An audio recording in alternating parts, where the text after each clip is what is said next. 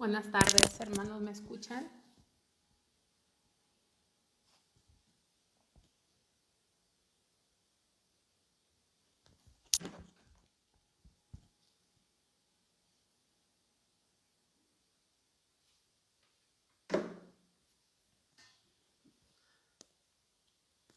¿Sí me escuchan?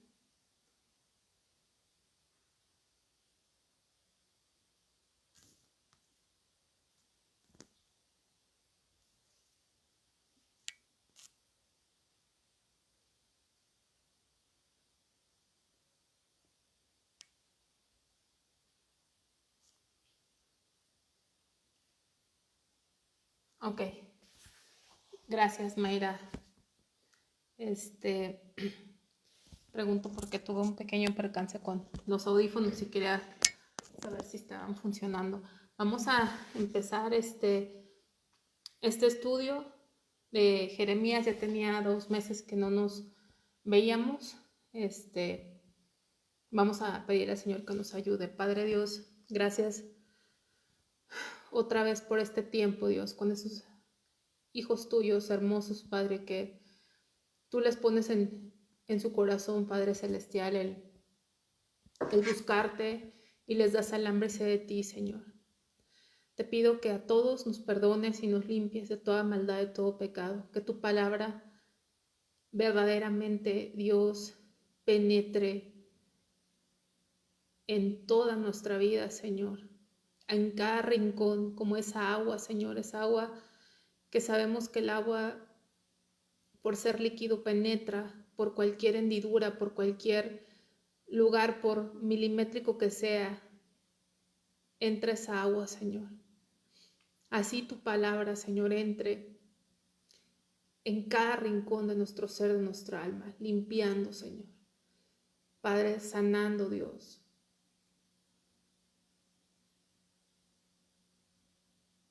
Removiendo todo aquello de nuestras vidas que no te agrada, Señor.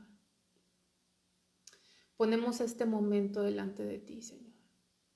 Ponemos este tiempo delante de ti, Señor. Padre, para que tú seas el que nos ministre, Señor, y no el hombre, sino que tu palabra viva nos ministre, Espíritu Santo de Dios. En el nombre de Cristo Jesús, Señor. Amén.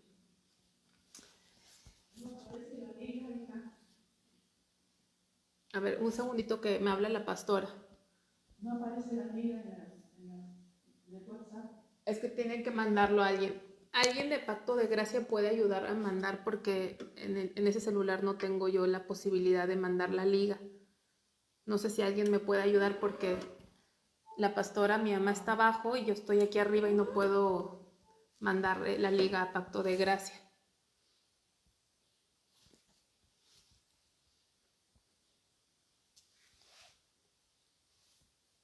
Bueno,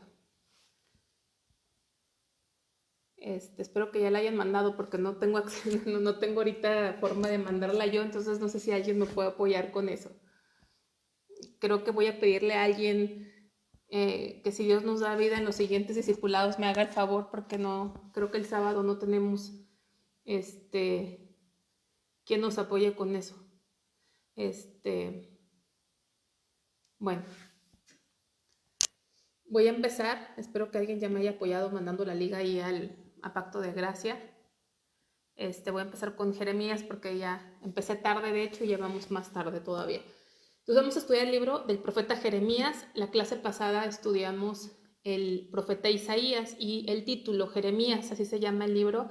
El libro deriva su título del autor humano, o sea, del escritor, porque ya sabemos que el autor es Dios y quien comienza con las palabras de Jeremías. Ahí sí vemos el primer versículo de Jeremías. Jeremías 1:1 dice: las palabras de Jeremías, hijo de Hilcías, de los sacerdotes que estuvieron en Anatot, en tierra de Benjamín. Entonces ahí vemos las palabras de Jeremías, ¿sí? Entonces Jeremías es nombrado por lo menos 9 veces fuera de su libro. El Antiguo y el Nuevo Testamento citan a Jeremías por lo menos 7 veces. Autor y fecha. Jeremías relata más de su propia vida que cualquier otro profeta. Casi de los profetas ustedes se van a dar cuenta que no se habla mucho ni sabemos mucho de la vida de los profetas. De Jeremías es el profeta que más se nos enseña o se nos habla de su vida, de su persona, de sus vivencias. Entonces, contando su ministerio, las reacciones de sus auditorios, sus pruebas y sus sentimientos personales. Su nombre quiere decir Jehová arroja, en el sentido de establecer un cimiento. O sea, Jehová establece, coloca o envía. Jeremías es una figura solitaria debido a su mensaje que no era popular. El mensaje de Jeremías no era nada popular. Vamos allá a Jeremías 15.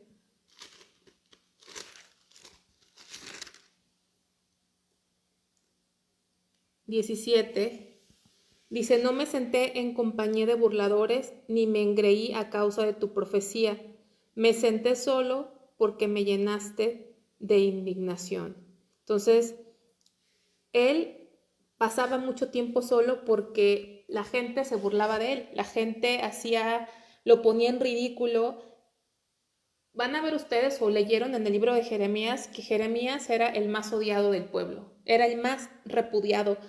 Yo creo que no había una persona más odiada que el profeta Jeremías, nada más para que se den dimensionen por qué era solitario.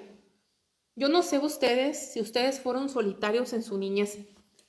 Yo siempre he sido una persona solitaria, ¿no? No sé si porque me rechazan, a lo mejor en parte de eso. Creo que siempre fui muy rara para todos y sigo siendo, o para muchos. Y no sé si es eso, pero soy muy solitaria. Pero él era solitario en un sentido de que Dios le dijo que no se podía casar, no iba a tener hijos, y vamos a ver más adelante las razones. Pero quitando eso, era aborrecido por todos, absolutamente era odiado. Y vamos a entender por qué lo odiaban, por qué lo aborrecían, por qué resultaba insoportable para todo el pueblo, desde los sacerdotes, los profetas, los líderes, hasta el pueblo en general. Entonces era una persona muy solitaria. Así que si ustedes de repente son solitarios, pero por Dios, porque pues no nos podemos o no tenemos comunión la luz con las tinieblas, pues ahora sí que no se sientan solos, no son los únicos. Creo que el camino de Dios en ocasiones, muchas de las veces es muy solitario, aún con la misma gente de la congregación, y no hablo de Pacto de Gracia, sino en general, en cualquier congregación, lugar, entre más te metes con Dios, entre más caminas con Dios, creo que parece que te fueras quedando solo, ¿no? Pero no estamos solos. Ahí, como Dios le dijo a Elías, hay 7,000 que no han doblado su rodilla delante de Baal. Entonces, más o menos para que vayan conociendo quién era Jeremías, cómo vivía Jeremías, el estilo de vida que Jeremías llevaba. Entonces, Jeremías, estoy en el tercer párrafo, sirvió como sacerdote y también como profeta. Ese es un punto importante. Sirvió como sacerdote y también como profeta. Fue el hijo de un sacerdote llamado Hilcías, pero una aclaración, no el Hilcías que vemos en Segunda de Reyes 22:8 que hizo el hallazgo del libro de la ley, ¿verdad? No es el mismo. A veces vemos mismos nombres en la Biblia, pero no significan que sean las mismas personas. Es como, a lo mejor como Juan, pues hay muchos que se llaman Juan, ¿no? No necesariamente es la misma persona en la Biblia. Él era de una pequeña villa que se llamaba Anatot. Ahí dice en el primer versículo de Jeremías que ya lo leímos. Esa villa quedaba a unos 5 kilómetros al noreste de Jerusalén. Él fue asistido en su ministerio por un escriba llamado Baruc. ¿Se acuerdan? A Baruc le dijo: Baruc, no sueñes sueños grandes, ¿no? No estás soñando tonterías, enfócate a lo que Dios te ha dicho, confórmate o alégrate por salvar tu vida, ¿no? Porque hay mucha gente hoy día también que sueña sueños grandes, ¿no? Escuchamos ahora músicos y gente que predica y te dice: sueña sueños grandes. Se escucha increíble y saben, me gusta soñar grande, pero me gusta más lo que la palabra de Dios dice. Y Dios a través de Jeremías le dijo a Baruc: no sueñes cosas grandes, confórmate, alégrate porque tu vida está salva, porque has sido salvado, tu vida ha sido salvada. De alguna forma se lo estoy parafraseando, no recuerdo exactamente las palabras, ¿no? Que es yo lo enfoco en mi propia vida a la salvación tan grande que Dios me dio. Porque a veces estamos buscando como que algo más grande, ¿no? Como sueños grandes, prosperidad o éxito, y nos olvidamos que la mayor grandeza, regalo que podemos tener, ya lo tenemos, que es Cristo, que es nuestro Salvador y que nos salvó de la muerte eterna. Entonces Baruc era un escriba en el ministerio de Jeremías, es decir, él tomaba nota de las profecías y de las palabras de Jeremías. Entonces por eso vamos a ver a Baruc, de repente ustedes lo vieron durante este libro. Él copiaba y tenía en su custodia los escritos compilados de los mensajes del profeta, y ahí les puse unos versículos de referencia que no voy a leer porque a veces creo que me puedo tardar mucho en esos detalles que ustedes después pueden revisar en su casa, y ya al final estoy como que más presionada de tiempo. Entonces eso lo pueden ustedes revisar en su casa. Jeremías ha sido conocido como el profeta que lloraba o el profeta llorón, ¿no? Aunque mucha gente, cuando dicen Jeremías el profeta llorón, la forma en que lo dicen o el apodo en que lo utilizan, creo que no es el correcto, porque, ¿saben? Jeremías era un tipo de Cristo. Al Jeremías llorar y lamentarse por la condición de su pueblo, estaba proyectando el corazón mismo de Dios. El corazón mismo de Dios que se entristecía por la situación de pecado de su pueblo y el rumbo el que iba a tomar sus vidas por desobediencia a Dios. Entonces hay mucha gente que dice el profeta llorón como que no nos ha amanecido. O sea, es como pensar, hay mucha gente que nosotros somos a veces muy llorones. No sé si usted sea llorón o llorona, ¿no? Que nos dicen algo y ya estamos así llorando, o vemos que, no sé, vamos a una boda y vemos que alguien se casa y se dice algo y ya estamos llorando, y vemos una película bonita o algo. Perdón, es que tengo escritorio de altura ajustable, voy a poner seguro, perdón. O vemos que alguien, ya se me fue. Vemos una película que tiene alguna escena dramática y lloramos, pero eso es en el alma. O sea, de esos llorones hay en todas partes. Jeremías no era llorón porque fuera sentimental, sino porque el Espíritu Santo proyectaba su dolor y su angustia en la vida de este varón. Entonces, ese varón de dolores experimentado en quebranto, ¿quién es? Varón de dolores experimentado en quebranto, ¿quién es? Cristo. Y vemos esa proyección en la propia vida de Jeremías. La propia vida de Jeremías era una enseñanza. Es como Dios toma a sus siervos, a sus profetas, ¿sí? Ellos mismos son una ilustración, proyectan de alguna forma el mensaje y el carácter de Cristo. Entonces, el ministerio de Jeremías fue dirigido en su mayor parte a Judá, pero en ocasiones se expandió a otras naciones. Su ministerio cubrió 5 décadas, desde el año 13 del rey de Judá, Josías, hasta más allá de Jerusalén en manos de Babilonia en el año 586. Entonces, su ministerio cubrió dijimos, como 5 décadas, como 50 años.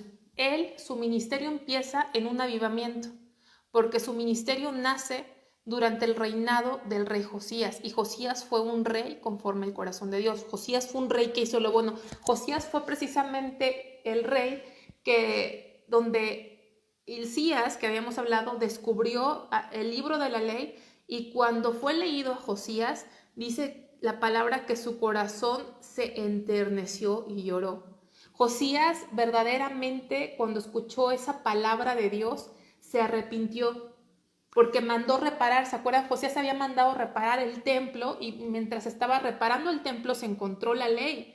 ¿Y por qué lloró? ¿Por qué lloró Josías? Porque se dio cuenta, cuando escuchó la ley, se dio cuenta qué tan extraviado estaba el pueblo de Dios. Cuando leyó la ley, se dio cuenta de que todo lo que estaba sucediendo en el pueblo era contrario a Dios y ofendía a Dios, y eso le causó un dolor cuando entró esa palabra y se arrepintió y trajo reformas y se volvió a celebrar la Pascua porque ya no se celebraba, y se limpiaron lugares altos y se limpió el templo y sacó a todos los sacerdotes y sacerdotes que eran paganos y sacó imágenes. ¿Se acuerdan ustedes de eso? O sea, en ese momento, en ese tiempo empezó el ministerio del profeta Jeremías durante ese avivamiento.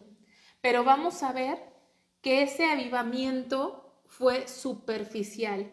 Fue un avivamiento que verdaderamente se generó en el corazón de Josías, que vino desde el interior de Josías, pero no así en la mayor parte del pueblo. En la mayor parte del pueblo fue un avivamiento superficial, fue un avivamiento emocional, porque a veces hay un avivamiento o como que volvemos a Dios, pero superficialmente, emocionalmente. ¿Y cómo nos damos cuenta? Porque no es permanente.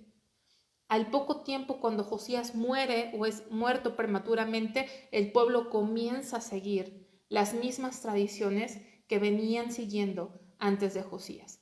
Entonces, el ministerio de Jeremías, dijimos que empieza en el reinado de Josías, que fue un avivamiento, y dura 50 años más o menos, y termina y va más allá de cuando viene Nabucodonosor, rey de Babilonia, a atacar, a sitiar y a llevarse cautivos al pueblo de Dios. Es decir, que Jeremías fue profeta antes de la deportación a Babilonia, durante la deportación a Babilonia. O sea, a él le tocó profetizarlo antes que viniera, le tocó estar cuando estaba sucediendo y le tocó ver la destrucción de su pueblo. Ahora sí que le tocó vivir su propia profecía. Fue el último profeta antes de que viniera el juicio de Dios.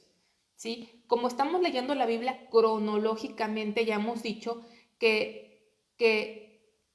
no estamos leyendo la Biblia cronológicamente, discúlpeme. Estamos leyendo la Biblia como está en el orden de los libros, pero dijimos que no necesariamente es cronológicamente. Entonces, vamos a ver más adelante otros profetas que fueron antes de Jeremías, que estuvieron diciéndole al pueblo que se arrepintiera y no hicieron caso, pero Jeremías fue el último profeta antes del juicio de Dios, con el ataque, la conquista de Babilonia y la deportación del pueblo de Dios a Babilonia. Entonces vamos a ver el contexto histórico.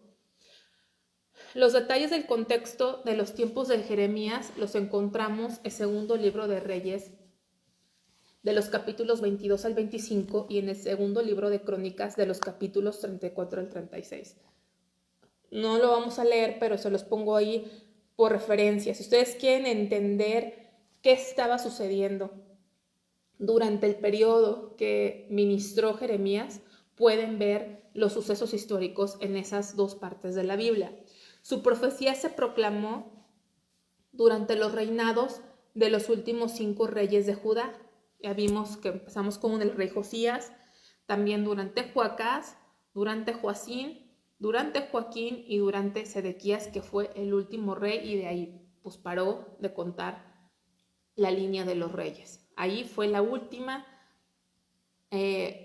último rey de Israel. La condición espiritual de Judá se caracterizaba por la adoración abierta de los ídolos. Eso lo podemos ver en el capítulo 2.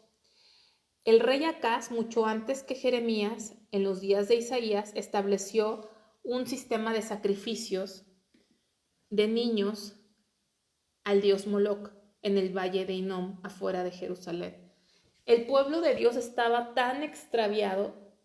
Imagínense a qué tan grado nos podemos corromper cuando estamos lejos de Dios. Verdaderamente que cuando estamos lejos de Dios nos vamos convirtiendo en peores que demonios. ¿Por qué peores que demonios? Porque dice la Biblia que los demonios creen y tiemblan al oír su nombre. Tiemblan al oír su nombre. Pero nosotros, cuando estamos lejos de Dios, tendemos a tal corrupción que aún no temblamos ni al oír su nombre. O sea, fue después de conocer y adorar al Dios verdadero. Imagínense llegar a los sacrificios humanos. Y así estaba el pueblo de Dios y sus propios hijos. Entonces, todas esas prácticas prevaleció hasta el tiempo de Jeremías. Todas esas prácticas prevalecieron hasta el tiempo de Jeremías y cada vez se ponían las cosas peor. Todo esto que estamos viendo debe ser para nosotros como una luz amarilla, como de alerta, ¿sí? Como de alerta. Porque cuando la maldad se incrementa, cuando hemos visto en la Biblia una maldad que se incrementa, que está descontrolada, siempre viene juicio. Así lo vemos en Génesis capítulo 6, que la maldad de los hombres era mucha sobre la tierra y vino el diluvio. Lo vemos en Sodoma y Gomorra, en Génesis capítulo 18, me parece, cuando se casaban hombres con hombres y también la maldad ya era mucha, vino el juicio. Y vemos aquí al pueblo de Dios que vamos a ver en qué pecados estaban y qué tan endurecidos están los corazones, porque te fijas, tú te preguntas, ¿cómo alguien puede llegar a tanta maldad? Es a lo que llega el hombre sin Dios. Tú puedes llegar a una maldad extrema sin Dios. Por eso debemos de tener mucho cuidado, no permitir que nuestro corazón se endurezca, porque nuestro corazón se endurece cuando no estamos en la luz. Cuando no permanecemos en la luz, cuando no permanecemos en Cristo, nuestra naturaleza es tan corrupta que podemos llegar a ser peor que los que nunca conocieron a Dios, ¿sí? Entonces tenemos que ver que tenemos que tener cuidado con nuestro caminar con Dios. ¿Hasta dónde podemos llegar? No es para que nos impresionemos de ellos, sino para que tengamos cuidado de a dónde puede llegar nuestra vida si descuidamos nuestra relación con Dios. Entonces, continuando con esto, el rey Ezequías hizo reformas con la intención de limpiar a la nación, pero su hijo Manasés continuó promoviendo el sacrificio de niños y la idolatría, la cual prevaleció hasta el tiempo de Jeremías. Muchos también adoraban a la reina del cielo. Esa reina del cielo ya hemos visto que es una potestad, que hasta las familias iban y le ofrendaban y le hacían a la reina del cielo, que es una potestad demoníaca, que es femenina y que la vemos hasta nuestros días, ¿sí? En cada región tiene un diferente nombre, ¿sí? Le ponen el nombre de una virgen, y la pintan y le dan una apariencia que sea atractiva con esa región o con el pueblo de esa región o con la cultura de esa región o con las características fisiológicas de ese lugar. Y hoy en el mundo se sigue adorando esa potestad que cobra diferentes nombres y que no es en lo absoluto la madre de Jesús, ¿verdad? Porque la que se hace pasar por la madre de Jesús, pues digamos que es una impostora, porque es una potestad. La madre de Jesús en la tierra está con el Señor en el cielo adorándolo y ella no tiene absolutamente nada que ver con todas las idolatrías que se hacen hoy en día. Entonces vemos cómo se cumple lo que dice Eclesiastés. No hay nada nuevo debajo del sol. Esa potestad que se adoraba en los tiempos de Jeremías, que las familias se juntaban para ofrendar, para cocinar y hacer ofrendas a la reina del cielo, es la misma potestad que hoy vemos a mucha gente haciendo mandas y cantos y cuantas cosas, ¿no? Las reformas de Josías, que llegaron a su punto culminante en el 622 a.C., forzaron una reprensión de las peores prácticas. Pero el cáncer mortal del pecado era profundo y volvió a florecer rápidamente, después de un avivamiento superficial. La religiosidad, y digo religiosidad porque la religiosidad no salva a nadie, ¿sí? La religiosidad no es de Dios, la religiosidad es apariencia nada más.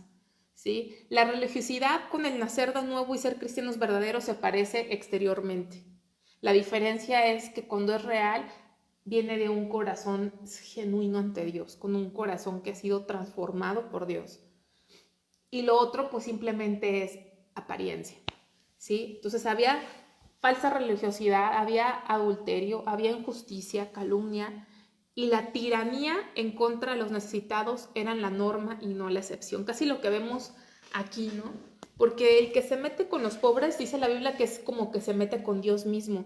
Y en el pueblo de Dios, que siempre Dios los enseñó a ayudarse unos a otros, los enseñó a que aún los más pobres podían comer, tenían que dejar comida para los más pobres. Todo eso ya no existía, no cumplían la ley, abusaban de los más débiles y eso era la norma, eso era el día a día de la forma de vida del pueblo de Dios. Eso sí, seguían yendo a la iglesia, seguían conservando la apariencia, seguían haciendo los cultos y esas cosas que no servían de nada porque su vida diaria era totalmente injusta y ajena a lo que Dios decía. Entonces, el reino del norte, ¿se acuerdan? Israel, las otras 10 tribus, ya habían sido llevadas por los asirios 100 años antes.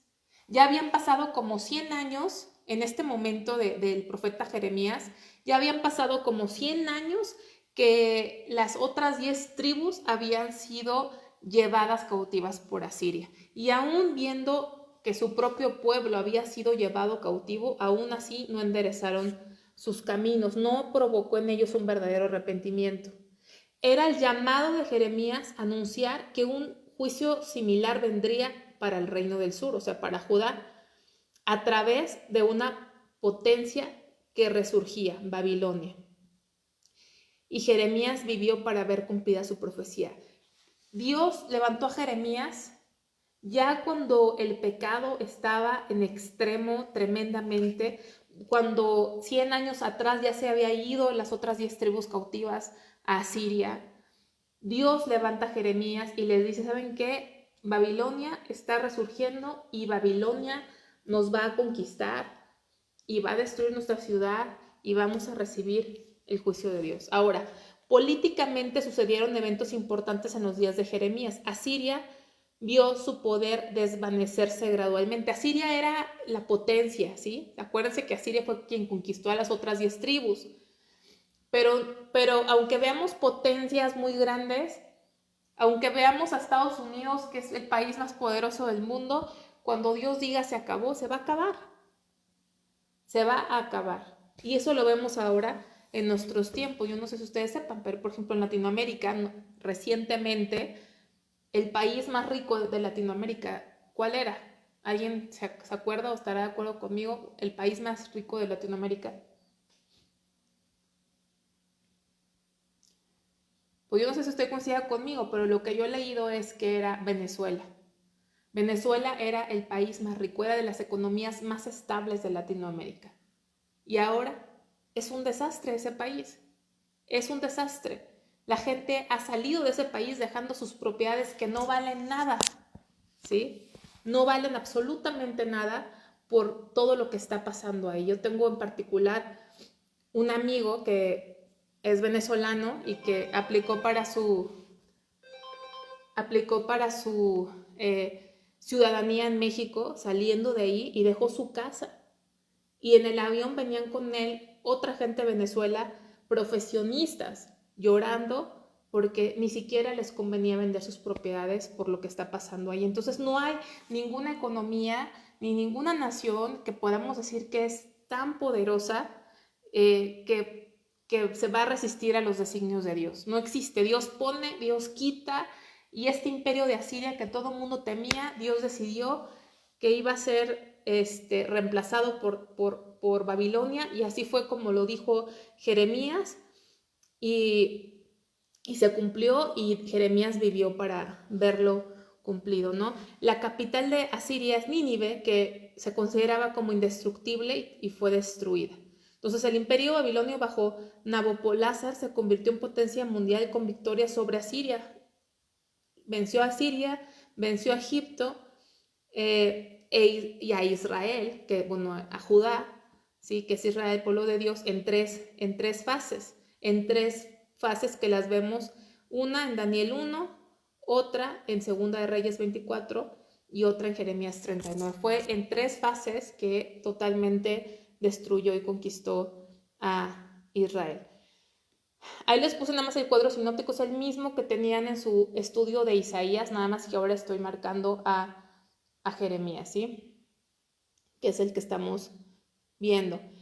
Es complicado, yo no sé quién leyó el el libro de Jeremías, pero es complicado leer Jeremías porque no es lo mismo que leer Éxodo o leer Génesis. ¿Por qué? Porque si vemos, por ejemplo, Génesis y Éxodo, es más fácil porque cuenta una historia que tiene una progresión o tiene un orden cronológico, pero Jeremías de repente es difícil porque no tiene una estructura progresiva, no es identificable, son muchos pasajes, partes históricas, partes del sentimiento de Jeremías, partes que escribió cuando ya estaban siendo conquistados por Nabucodonosor, partes de sus profecías, y es muy difícil ordenar esto cronológicamente, ¿sí? Y eso se debe a porque sus mensajes fueron compilados. Ustedes van ahí a Jeremías capítulo 36.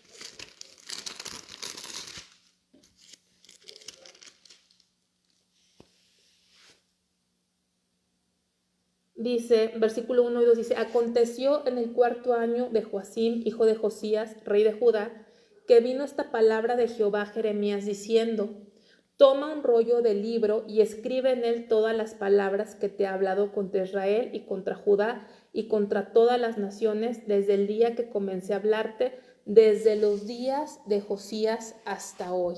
Entonces, aconteció en el 4.º año de Joacim, hijo de Josías, que era el segundo rey en el que ministró Jeremías. Le dijo esto, toma un rollo de libro y escribe en él todas las palabras que he hablado contra Israel y contra Judá, contra las naciones, desde el día en que comencé a hablarte, desde los días de Josías, que empezó el ministerio de Jeremías, hasta hoy, que era el año 4.º de Joacim. Para que tengan una idea, habían pasado en su ministerio alrededor de 20 años, de tal forma que tuvieron que compilar en un rollo los mensajes que Dios le había dado en 20 años. Entonces, no puedes encontrar en Jeremías alguna progresión, algo cronológico, pero sí podemos más o menos hacer un bosquejo a grandes rasgos para ubicarnos en este libro. Y ahí están seis partes en que podemos dividir el libro, que es el primer capítulo, es el llamado de Jeremías. En el capítulo 2 hasta el capítulo 29 son profecías contra Judá. En el capítulo 30 al 33, ahí como que a mediados del libro, habla de la restauración y del nuevo pacto. En el 34 al 45, capítulo 34 y capítulo 45, versículo 5, habla de la calamidad sobre Judá. Y del capítulo 46 al capítulo 51 habla de las proclamaciones de juicio contra otras naciones. La profecía de Jeremías se enfocó mucho a Judá, pero también profetizó contra otras naciones, inclusive Babilonia, porque aunque fue instrumento de Dios, se excedió en su violencia contra el pueblo de Dios e iba a ser castigada también. ¿Cómo? Pues cuando entró los medos persas, ¿se acuerdan? Durante el tiempo de Daniel, ya lo había profetizado ahí el mismo Jeremías. Entonces, a diferencia de Isaías, que Isaías se enfoca mucho a la restauración, se enfoca mucho a la esperanza de restauración, obviamente cumplida en el pueblo de Dios, pero también por cumplirse todavía ni siquiera en nuestros tiempos, sino estamos todos esperando ese cumplimiento. En este libro, o sea, mucho de Isaías habla de la restauración. Tiene más acerca de la restauración y de las promesas futuras de Dios que del juicio y del pecado, que sí tiene, pero repito, habla más de eso. Pero en el libro de Jeremías, si se fijan, casi la mayor parte de la profecía de restauración y nuevo pacto, que es el tercer punto, está en 3 capítulos, ¿sí? En el 30, 31 y 33. Pero cuando habla de la profecía contra Judá, ¿cuántos capítulos son? Profecía contra Judá desde el 2 hasta el 29, y luego la descripción de la calamidad de Judá es del 34 y 45, la caída de Jerusalén, todo el capítulo 52 la narra, y las proclamaciones de juicio contra otras naciones también abarca unos 5 capítulos, de tal forma que casi todo el capítulo es juicio. ¿Y por qué? Porque ya era un juicio inminente, era Era Dios haciendo el último llamado a su pueblo a arrepentirse porque ya estaba llegando y le tocó vivir a él esas etapas de la conquista. Le tocó a él ver cómo Babilonia empezó en la última parte de su ministerio a conquistar y a apoderarse de la nación de Israel. Vamos a ver el llamado de Jeremías, que lo vemos en el capítulo 1. Jeremías no fue llamado a ministrar en su mayoría a reyes, como fue el llamado de Isaías. Isaías dijimos que era como de la realeza y Dios le dio esa gracia y mucho su llamado fue ministrar a reyes. Pero en el caso de Jeremías, más que a reyes, fue a sacerdotes y a los profetas, a sus mismos colegas, por decir, a los que servían con él, porque acuérdense que Jeremías fue, dijimos, sacerdote y fungió como profeta. Y él le exhortaba a sus mismos colegas, sacerdotes y profetas, así como también al pueblo. Jeremías se resistió al llamado, pero fue divinamente comisionado para predecir la destrucción y la restauración. Vamos a ver un poquito el capítulo 1, que es muy bonito. Yo creo que a todos nos gusta mucho ese capítulo de Jeremías. Y dice el versículo 4, vino pues palabra de Jehová a mí diciendo, antes que te formase en el vientre te conocí, y antes que nacieses te santifiqué, te di por profeta a las naciones. Y yo dije, Señor Jehová, he aquí no sé hablar, porque soy niño. Y me dijo Jehová, no digas soy niño, porque a todo lo que te envíe irás tú y dirás todo lo que te mande. Entonces, él como que se resistía.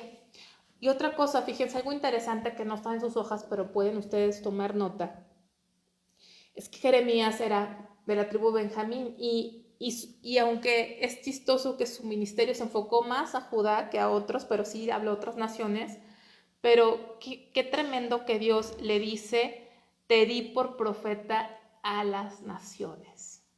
Te di por profeta a las naciones.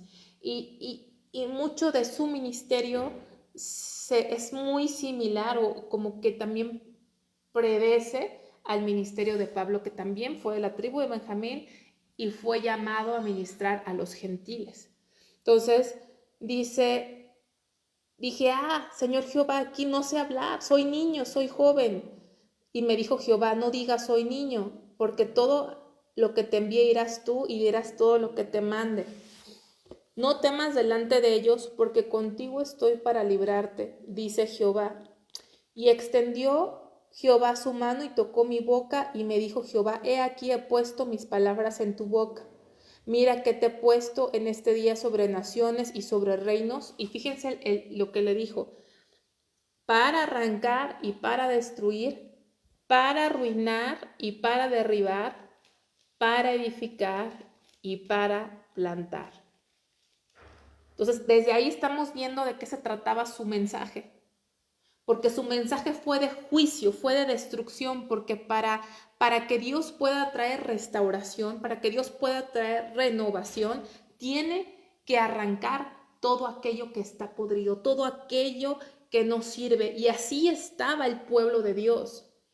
Estaba totalmente corrompido desde raíz, desde el fondo. Necesitaba un cambio desde adentro, y para que viniera esa renovación tenía que ser destruido, tenía Dios que arrancar, tenía Dios que destruir, tenía que arruinar todo aquello que no servía, toda la estructura y todo lo que estaba ya en el centro de ese pueblo y de esos corazones, para entonces sí edificar y para plantar. Entonces, su ministerio habló de eso, de esa destrucción que iba a venir, de cómo Dios iba a destruir e iba a arrancar a su pueblo y lo iba a sacar de ahí, pero también él habló de la restauración, de lo que Dios iba a hacer con ese pueblo y lo que Dios tiene preparado para la eternidad futura de todo su pueblo. Por eso dice ahí, para edificar y para plantar. No nada más se quedó en el juicio, sino en lo que viene después del juicio para el verdadero pueblo de Dios, que es la restauración. la palabra de Jehová vino a mí diciendo, ¿qué ves tú, Jeremías? Y dije, veo una vara de almendro. Y me dijo Jehová, bien has visto, porque yo apresuro mi palabra para ponerla por obra. La vara de almendro florece antes de tiempo, no espera que sea primavera, sino ya desde enero está floreciendo. Y con esta señal Dios le quería decir a él. Dios le quería decir a Jeremías, esto que vas a profetizar, muchos de mis profetas los mandé hace años, más de 100 años. Cientos de años estuve mandando mis profetas, pero lo que tú vas a profetizar ya está en la puerta. Ya viene en la puerta. Yo lo voy a apresurar. Y yo creo que así viene el juicio de Dios. Lo va a apresurar. Cuando Dios estamos viendo las señales, sabemos que está a la puerta. Y vamos a dejarlo hasta ahí y vamos a ver el segundo párrafo. Dice, Jeremías tiene que profetizar un mensaje nada popular contra los reyes de Judá, sus príncipes, sus sacerdotes y el pueblo, pero Jeremías no estaba solo. Dios le dijo, ellos pelearán contra él, pero Dios estará con él para librarle. Vamos a ver 17 al 18. Dice, desde el 16 vamos a leer, y a causa de toda su maldad proferiré mis juicios contra los que me dejaron e incensaron a dioses extraños y la obra de sus manos adoraron. Tú, pues, ciñe tus lomos, levántate y háblales todo cuanto te mande. No temas delante de ellos, para que no te haga yo quebrantar delante de ellos. Porque he aquí que yo te he puesto en este día como ciudad fortificada, como columna de hierro y como muro de bronce contra toda esta tierra, contra los reyes de Judá, sus príncipes, sus sacerdotes y el pueblo de la tierra, y pelearán contra ti, pero no te vencerán, porque yo estoy contigo, dice Jehová, para librarte. ¿Y cuántos podemos decir amén? ¿No? Se escucha muy bonito, pero nos gustaría vivirlo, porque esa parte cuando yo digo, no, pues yo estoy para librarte, pero va a haber guerra. O sea, el mensaje al que yo te he llamado, Jeremías, no es de buenas noticias. A ver, ¿a quién de ustedes les gusta dar buenas noticias? ¿A poco no sería más fácil hablarle a la gente y decirle, Dios te ama, Dios tiene un plan para ti, Dios te ama tal como eres, así como eres, Dios te ama, diviértete, disfruta la vida, así como estás viviendo en pecado, así Dios te ama. Tú deja que Dios te levante y así quédate, ¿no? Así no tienes problema. Y cuando te vayas, cuando cierres tus ojos en esta tierra, te vas a ir al cielo. ¿A poco no nos encantan esos mensajes y los vemos en la televisión, en las películas, de que toda la gente se va al cielo? Toda la gente merece ir al cielo, es lo que yo escucho. Todos merecemos ir al cielo, todos vamos a ir al cielo, porque ¿cómo puede haber un Dios tan malo? Imagínate que tú hoy des un mensaje de, ¿sabes qué? Dios va a mandar a millones de personas al infierno. Imagínate que tú en este mes, ¿sabes qué se festeja este mes? ¿Y qué festejan y celebran muchos este mes? Que hasta en las redes profesionales como LinkedIn, las grandes corporaciones en sus logotipos los cambiaron a los colores del arco iris. Este mes se festeja el orgullo homosexual. Y que tú te levantes en este mes y digas, ¿sabes qué? Dios no acepta el homosexualismo. Dios lo aborrece. ¿Qué pensarían de ti? ¿No te odiarían? Entonces imagínate que él se levanta, Dios le dijo, te voy a dar un mensaje de juicio, vas a decir que voy a venir a destruirlos por su pecado, vas a decirles que va a venir sobre ellos Babilonia, que los va a destruir, que los va a quemar, que van a sufrir, van a llorar, que van a derramar, que va a haber derramamiento de sangre y que nada los va a salvar y que tienen que someterse a esa destrucción. ¡Qué mensaje! ¡Qué difícil! ¡Qué difícil mensaje! Y por eso Dios le dice, ¿sabes? Le dice, ¿por qué aquí versículo 18? Yo te he puesto en este día como ciudad fortificada, como columna de hierro y como muro de bronce contra toda esta tierra. contra toda esta tierra, él solo contra toda esta tierra. El único que tiene la palabra de Dios es una palabra de destrucción contra todos los que no quieren escuchar esa palabra. Los reyes, los príncipes, los sacerdotes, el pueblo de la tierra pelearán contra ti, pero no te vencerán porque yo estoy contigo. Le está diciendo Dios, todos se te van a venir encima, pero yo estoy contigo. Todos te van a atacar, todos te van a odiar, todos te van a aborrecer, te van a querer matar, pero yo te voy a librar. ¡Qué llamado de Dios!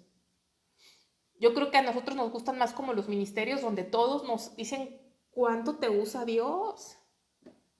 Cuando todos nos dicen qué bonito tocas, qué bonito te conduces, qué bonito matrimonio, qué bonita familia, eres el ejemplo de la congregación, ¿no?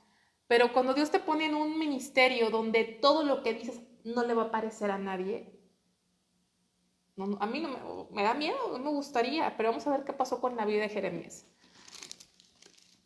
Dios, mucho en este libro, si se fijan, hay muchas ilustraciones. Dios usa muchas ilustraciones, muchas parábolas para dar a entender algo. Y vamos a ver algunos ejemplos. Ahorita voy a ver ilustraciones exclusivamente acerca del juicio de Dios. Entonces, Dios usó muchas ilustraciones para hacer ver al pueblo el juicio que vendría, incluyendo la propia vida del profeta. Vamos a ver el capítulo 16. Se pasa el tiempo muy rápido, o a mí se me pasa, no sé ustedes. Capítulo 16, versículo del 1 al 9, dice: vino a mí palabra de Jehová diciendo, no tomarás para ti mujer, ni tendrás hijos ni hijas en este lugar, porque así ha dicho Jehová acerca de los hijos y de las hijas que nazcan en este lugar, de sus madres que los den a luz y de los padres que los engendran en esta tierra. De dolorosas enfermedades morirán, no serán plañidos ni enterrados, serán como estiércol sobre la faz de la tierra. Con espada y con hambre serán consumidos, y sus cuerpos servirán de comida a las aves del cielo y a las bestias de la tierra.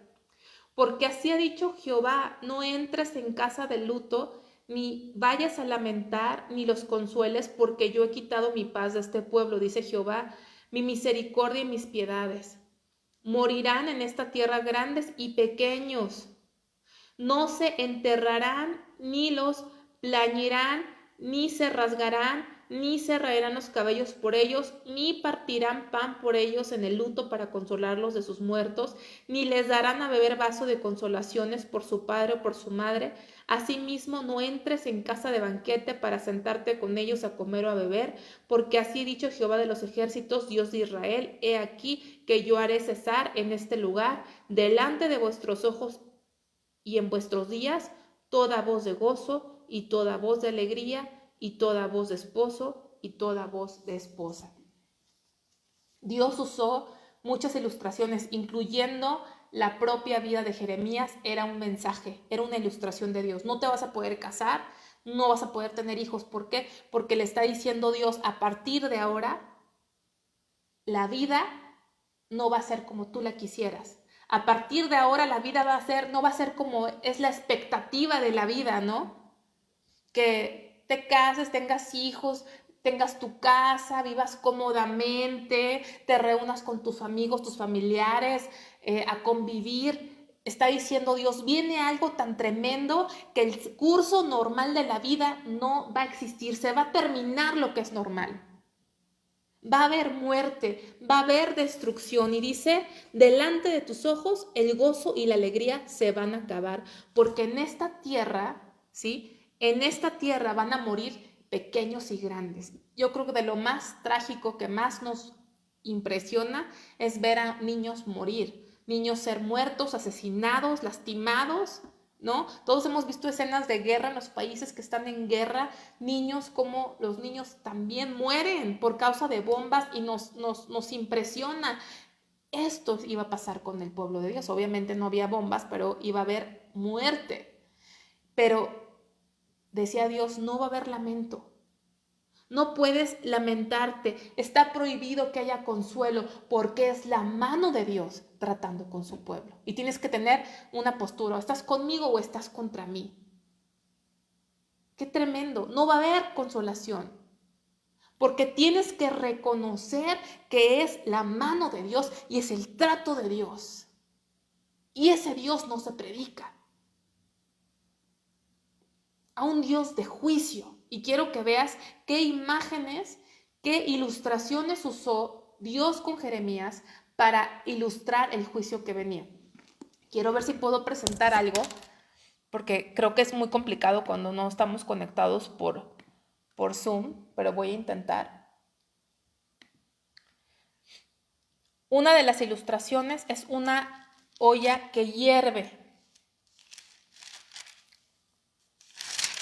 No voy a buscar todos los versículos porque ya veo que es muy tarde, voy a irme un poquito más rápido, pero ustedes pueden buscar. Todas las ilustraciones que vamos a ver son ilustraciones del juicio de Dios. A ver si ustedes, déjenme ver cómo me acomodo. No soy muy buena en esto.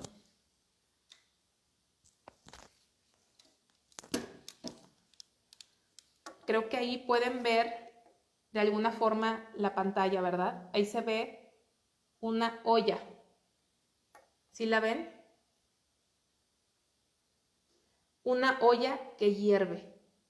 Cuando ustedes piensan en una olla que hierve, ¿a quién le gustaría que se le cayera una olla? ¿No? Habla de dolor, de ardor. Eso lo usó Dios para representar el juicio que vendría, algo que es caliente. Yo creo que algo que hierve hasta te despelleja, ¿no? Otra ilustración, leones. Vamos a ir al capítulo 5 de Jeremías. Capítulo 5, versículo 6.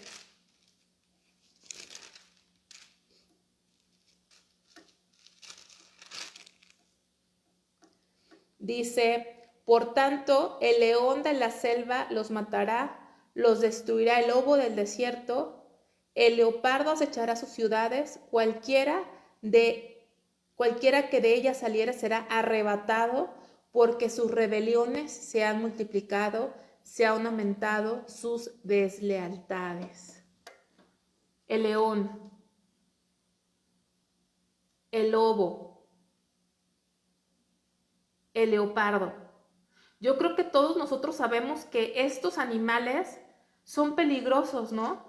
Un león puede matarte, te destruye, te deshuesa. Es fuerte, ve esos colmillos. Ve la fuerza de un león, de un lobo que está en la noche. ¿A ustedes no les daría miedo? O sea, un lobo que no tiene misericordia, no sabe quién eres.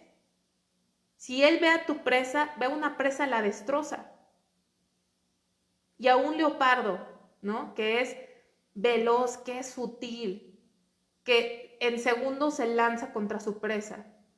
Luego habla de fuego en el capítulo 5, versículo 14.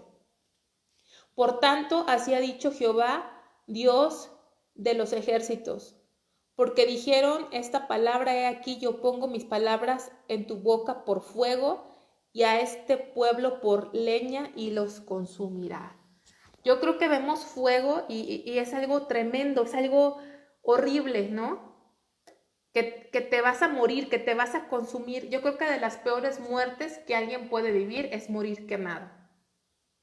Y esas ilustraciones, o sea, Dios estaba diciendo a través de Jeremías que el juicio que vendría sería, yo no lo puedo describir de otra forma, pero lo que a mí me da con estas imágenes que usa Dios, la olla de agua hirviendo, el león, el lobo, el leopardo y el fuego, no hay otra palabra más que el juicio de Dios sería aterrador.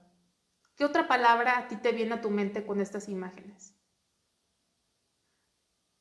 Algo que describe lo que Dios dijo, por tus deslealtades voy a quitarte mi misericordia.